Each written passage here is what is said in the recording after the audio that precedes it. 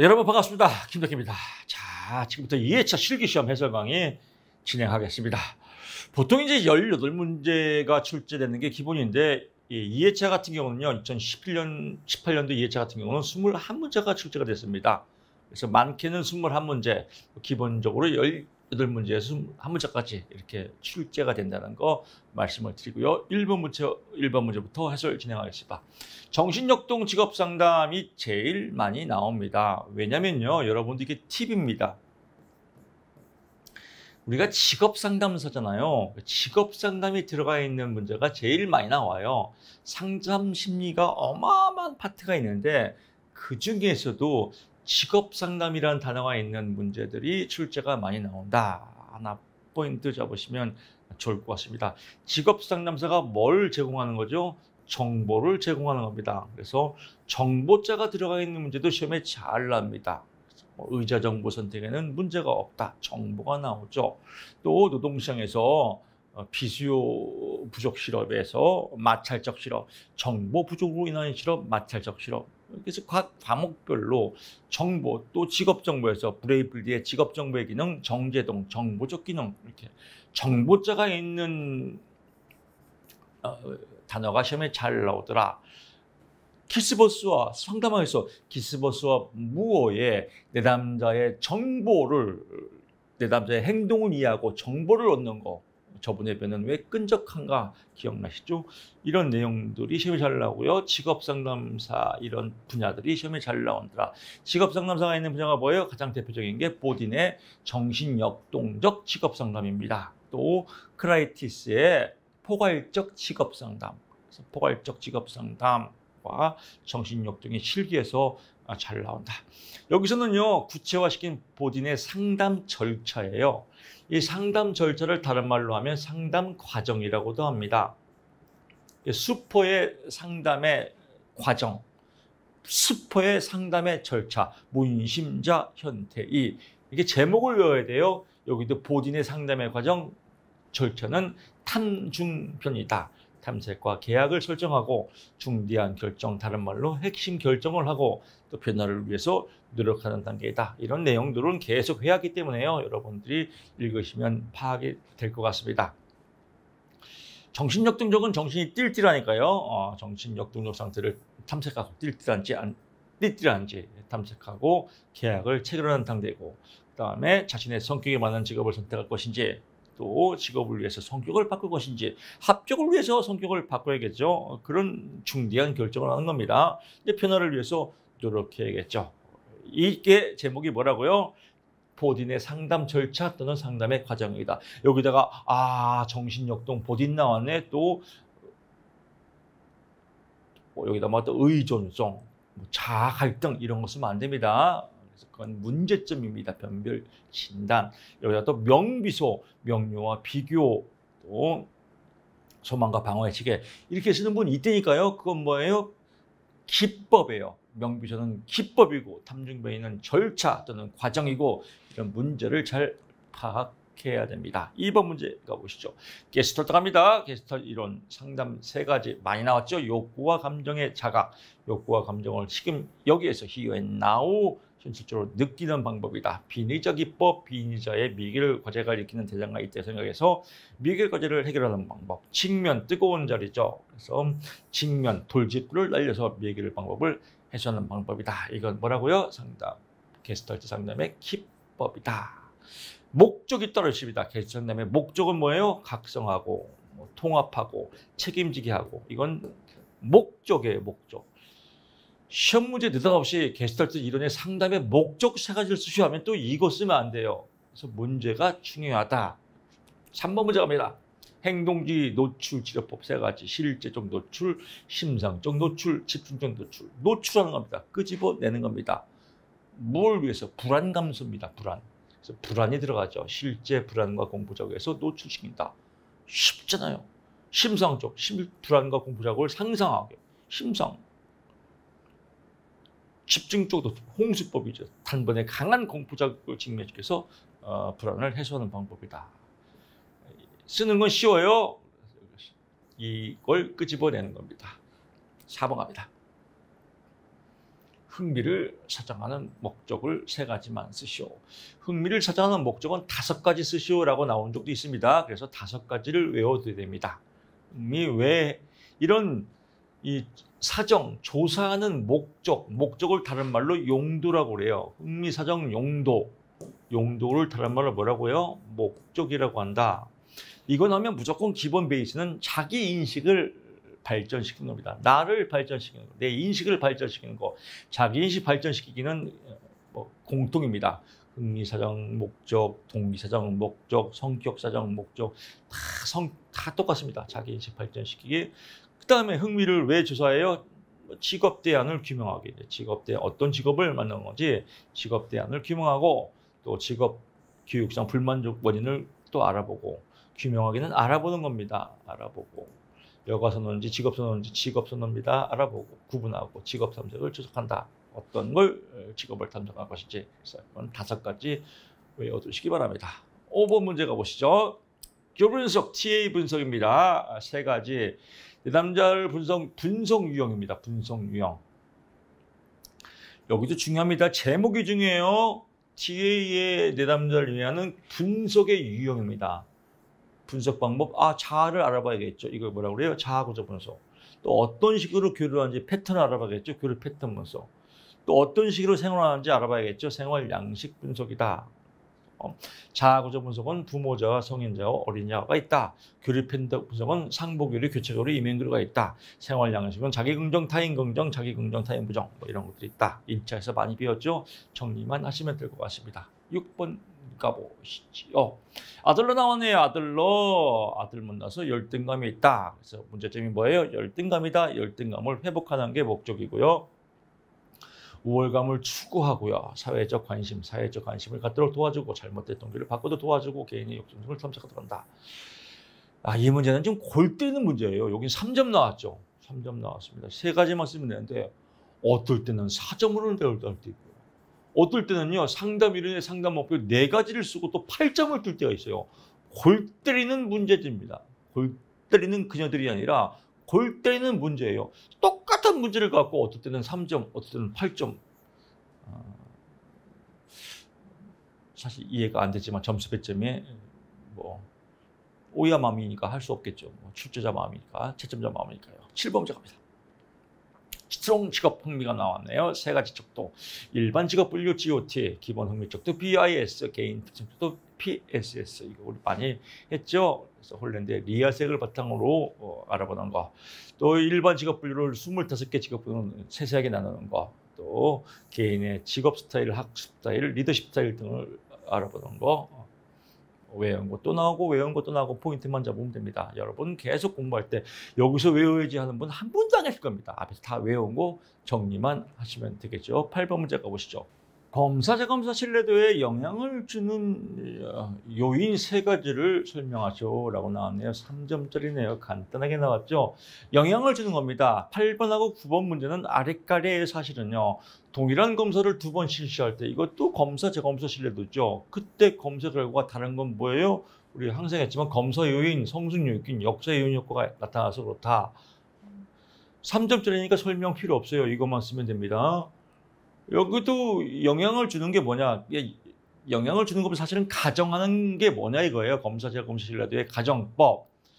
측정 내용 자체는 일정 시간이 변화되어도 변하지 않는다. 즉 검사가 똑같아야 된다. 그 다음에 첫 번째 검사 경험이 2번째 검사에 영향을 미치지 않아야 된다.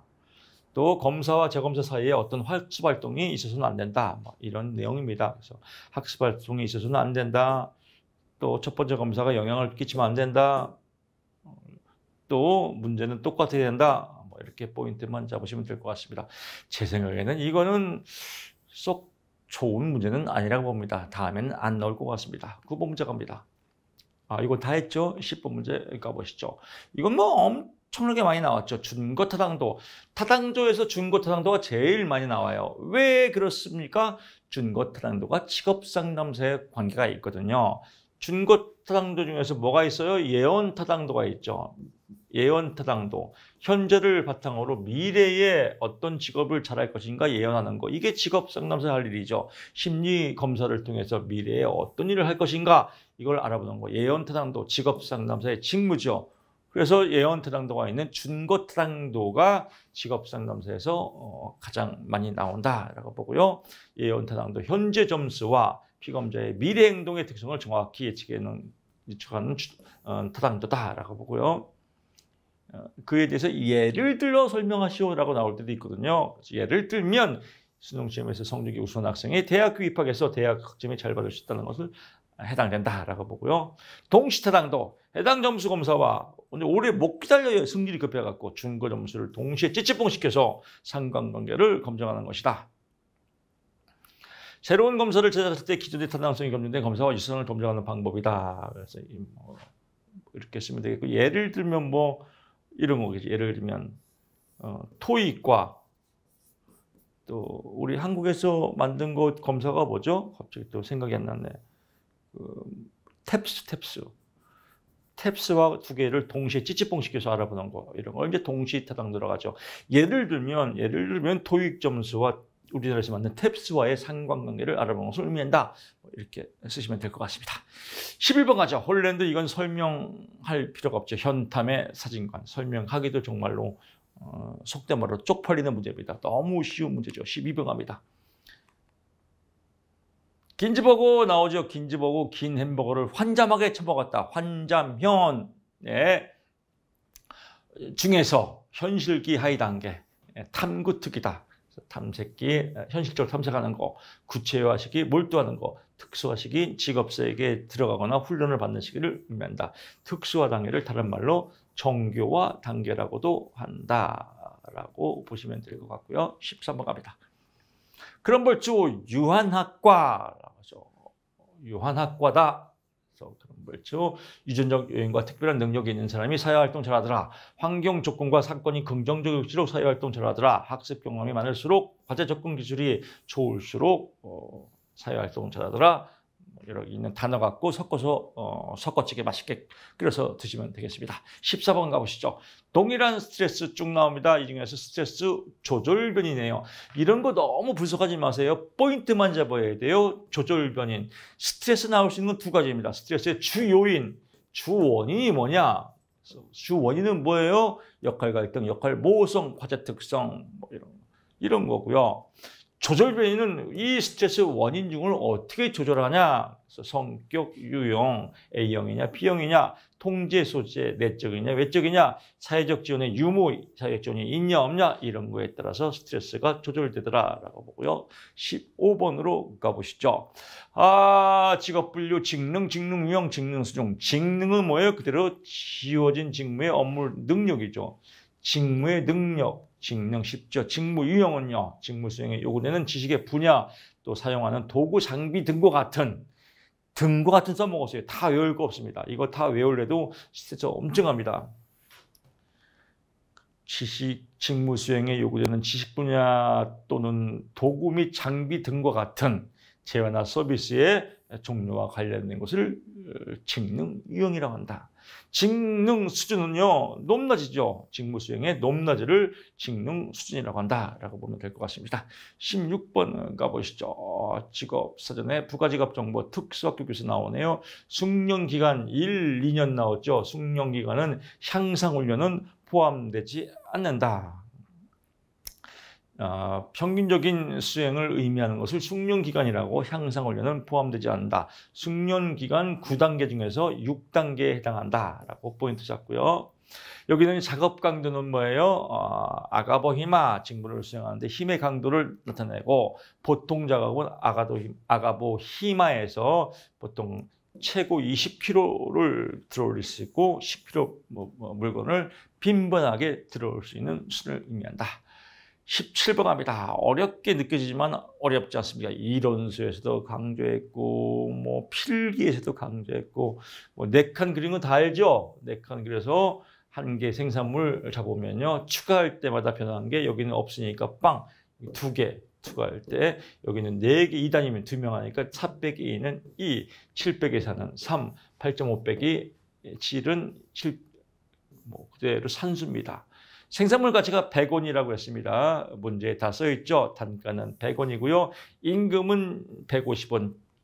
임금과 한 개 생산물이 찌찌뽕할 때가 이윤극대화가 오는 것이다. 그래서 단위당 임금 150원과 한 개 생산물 가치 150원이 만나는 4단위에서 최적의 고용량이 도출된다. 아주 쉽습니다. 18번 갑니다. 임금의 하방 경직성을 설명하고 임금의 하방 경직성. 한 번 오른 임금은 어떠한 경제적 상황에도 불구하고 좀처럼 밑으로 내려가지 않으려는 속성을 의미한다. 그 이유는 뭘까요? 돈 깎으면 싫죠. 그래서 근로자의 화폐 환상에 따라서 때문에 못 내려간다. 부가급이 아무리 많이 줘도 돈 깎으면 싫다. 특히 누가 더 싫다고 얘기해요? 노동조합에서 싫다고 방어한다. 또 근로자의 장기 근로계약이 있으면 못 내려가더라. 사회적 관행 때문에 못 내려가고요. 노동자의 역설득 방향성, 근로자가 거꾸로 선택할 때, 즉 근무 태만이나 결근이나 이직 때문에 못 내려가고 이런 것 때문에 못 내려가더라 라고 보고요. 19번 가보시죠. 노동시장에 존재하는 임금 격차 유형 5가지를 설명하시오. 이건 뭐 여러 가지 있죠. 그래서 보상적 임금 격차, 경제적 열악함을 경제적 보상으로 상쇄시켜주는 거, 효율성 임금 격차, 또 인적 자본량이 많은 사람일수록 임금을 많이 주는 거, 직종별 임금 격차, 직종에 따라서 기술력에 따라서 임금을 많이 주는 거, 또 성별 임금 격차, 남자 여자에 따라서 임금 격차가 생기는 거, 기업별 임금 격차, 그래서 좋은 기업, 나쁜 기업에 따라서 임금 격차, 또 산업별 임금 격차도 되겠죠. 뭐 성장 산업인지 사양 산업인지. 20번 갑니다. 20번 또 나왔네요. 최저임금제의 장점. 앞에 연도에서 7개 나왔죠. 여기 7개 중에서 여기서는 3가지만 기술하죠. 3.3가지만 쓰면 되겠습니다. 21번 가보시죠. 처음 나온 문제입니다. 처음 나온 문제는 인문학으로 쓰면 됩니다. 사용자는 다른 조건이 일정할 때 사직률이 낮은 근로자. 사직률이 낮다는 건 뭐예요? 안 그만두다는 겁니다. 안 그만둬, 직장을. 안 그만두면 좋은 거 아닌가요? 사회적 관점에서는 바람직하지 않다 이거예요. 왜요? 가장 대표적인 게 철밥통 아니에요. 철밥통. 공무원. 안 나가요. 인사가 적체됐죠. 그러니까 신입사원을 안 뽑아요. 차라리 갈 데가 없어요. 그냥 노땅들이 계속 있는 거예요. 그래서 문제. 자, 보고서 올리세요. 그러면 노땅인데 독수리 못 쳐. 계속 경직되죠. 예를 들면 이렇다는 겁니다. 이런 이해 가죠. 이 내용을 이해해야 돼요.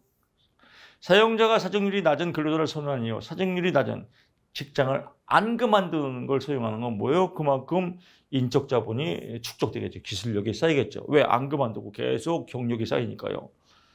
기업의 노동 생산성 향상을 통한 경쟁력이 강화되죠. 왜? 그만큼 또 기술력이 쌓이니까요. 신규 인력 채용에 따른 교육훈련 비용의 절감. 교육훈련 안 해도 되죠. 계속 경력사원. 여기 경력사원의 장점이에요. 근데 경력이 너무 많으면 사회적으로 뭐예요? 고용시장이 경직된다 이거예요. 신규 인력을 뽑기가 어렵다는 거죠. 또 여러 가지 인력 수급 변화에 뭐 사람의 일자리가 모질라요. 파트타임도 써야 되고 그럼 사람이 없단 말이에요. 그래서 유연한 대처가 힘들다. 노동시장이 분단화했어요. 있는 사람은 맨날 헤쳐먹고 여기 또 신규 채용 안 되니까 맨날 청년 실업은 늘고 그래서 분단화의 조례가 양극화는 이런 실질적으로 이런 문제가 있으니까 청년 실업이 증가하니까 청년들이 직장에서는 대기업 채용은 안 하죠. 맨날 알바하니까 힘들죠. 그 할 게 없으니까 뭐예요? 주식이나 비트코인 빠지는 거예요. 한탕주의에. 그래서 이런 양극상 초래도 주식과 비트코인에 미쳐버리는 이 현상이 또 여기에 또 초래가 된다. 이렇게 보시면 될 것 같습니다. 이렇게 해서 21문제까지 풀어봤는데요. 어려운 문제 없습니다. 그래서 여러분 처음 나온 문제는 인문학적으로 접근하시고요. 칸 꽉 채워야 됩니다. 빈칸은 놔두지 마십시오. 틀려도 좋습니다. nothing. 최선을 다하고 아님 말고 그런 배짱으로 여러분 공부하시기 바랍니다. 전 다음 시간에 여러분 찾아뵙겠습니다. 고맙습니다.